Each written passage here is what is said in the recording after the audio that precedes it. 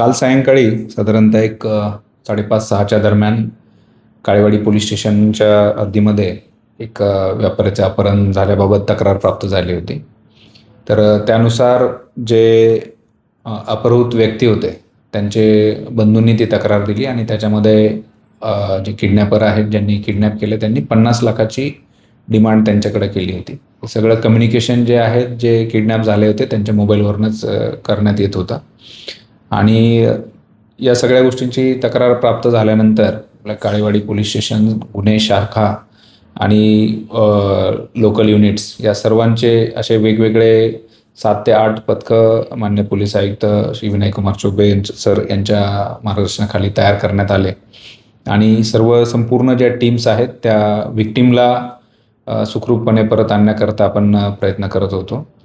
या दरम्यानच्या काळात आपलं तांत्रिक विश्लेषणाच्या आधारे ते नाशिककडे जात आहेत अशी माहिती प्राप्त झाल्याने आपण पोलीस अधीक्षक अहिल्यानगर श्री सोमनाथ गार्गे सर यांच्याशी मान्य पोलीस आयुक्त साहेबांनी संपर्क करून मदत मिळण्यासाठी विनंती केली आणि त्याप्रमाणे जे SDPO आहेत संगमनेरचे डॉक्टर कुणाल सोनवणे त्यांनी त्या ठिकाणी ट्रॅप लावला आणि ही सगळी ग्राउंड लेवलचं इन्व्हेस्टिगेशन आणि नगर पोलिसांच्या कोऑर्डिनेशनमुळे आपल्याला संगमनेर येथील टोल नाक्यावरती आपण हे 5ही आरोपी पकडण्यामध्ये यशस्वी झालो.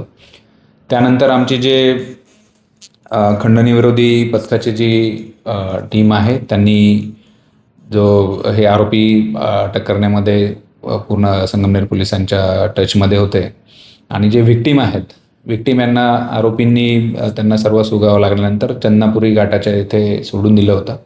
तर आमचे जे गुंडाविरोधी पथकाचं संपूर्ण टीम आहे त्यांना सुखरूपरित्या ताब्यात घेतलं आणि त्यांच्या नातेवाईकांच्या ताब्यात देण्यात आलेलं होतं. सर, याच्या पाठीमागची मोडस ऑपरेंडी काय होती? याच्यामध्ये पैसे उकळण्यासाठीच हा गुन्हा केला गेला होता. यांच्याकडे काम करणारा जो कामगार आहे त्यांच्यामार्फत ही टीप देण्यात आली होती.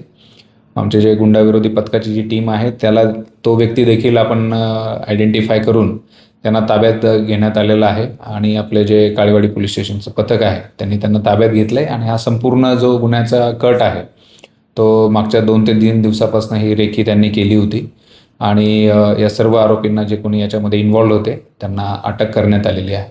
याच्यामध्ये एकूण आता 6 आरोपी करण्यात आलेले. 5 आरोपी आपल्याला प्रत्यक्ष मिळाले. त्यांच्याकडे 2 पिस्टल, काही राऊंड्स आणि काही बाकी इतर साहित्य मिळून असं जवळजवळ 17-18 लाख रुपयाचा मुद्देमाल याच्यामध्ये जप्त करण्यात आलेला आहे आणि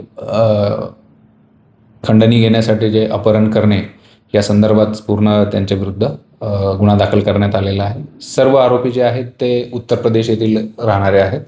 ज्यांनी या ठिकाणी त्यांना टीप दिली होती या संदर्भात ती व्यक्तीसुद्धा यांच्या परिचयाची आणि ती देखील उत्तर प्रदेश येथील राहणारे आहे. सर, याच्यामध्ये जे आरोपी अटक झाले त्यांच्या विरुद्ध यांचे पहिलेही काही गुन्हे दाखल आहेत का? आता ही संपूर्ण माहिती जी आहे आपण CCTNSवरनं घेत आहोत.